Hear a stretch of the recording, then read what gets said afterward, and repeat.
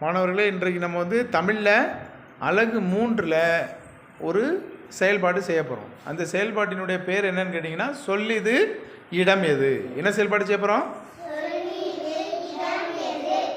இந்த செயல்பாடு எதை பற்றியது அப்படின்னு கேட்டிங்கன்னா, திணையை பற்றியது. திணை ஏற்கனவே திணை என்றால் என்ன அப்படின்னு நம்ம சொல்லிட்டோம் இல்லையா? அப்படி தானே? திணை எத்தனை வகைப்படும்? என்னெல்லாம் சொல்லுங்கள். உயர்திணை, அகிரி. சரி, இப்போ நம்ம இந்த மேஜையில் சில அட்டைகளை வச்சுருக்கோம் இல்லையா?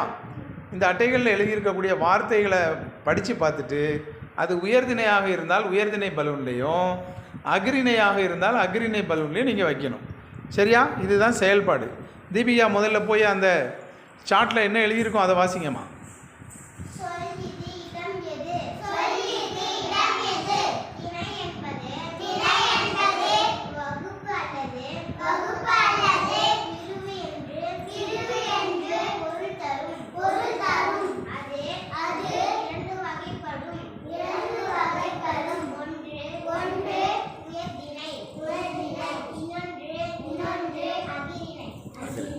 மூசி போய் மேலே எழுதியிருக்கோம்லாமா, அதை முதல்ல வாசிமா.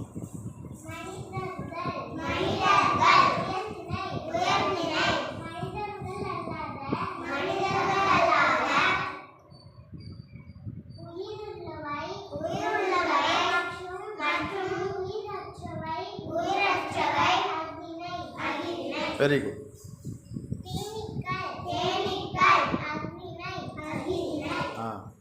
அதில் வச்சுட்டு வந்து அடுத்த ஆள் போங்க.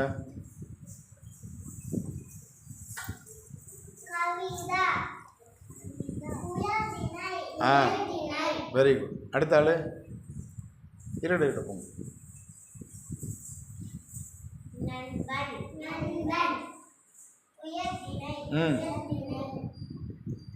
Right, very good. அடுத்தவங்க.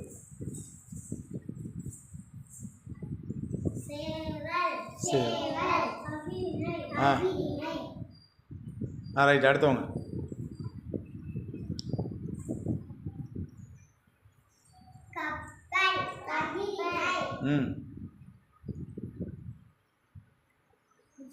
அப்படி ஓரமாக வைமா. Right, very good. அடுத்தது.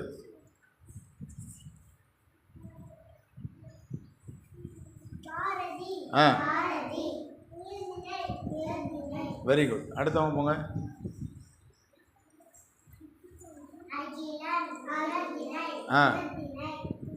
Very good. தீபிகா போமா. அடுத்து.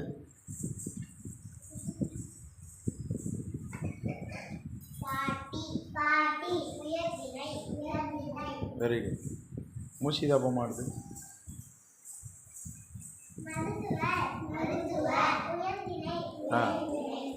Very good.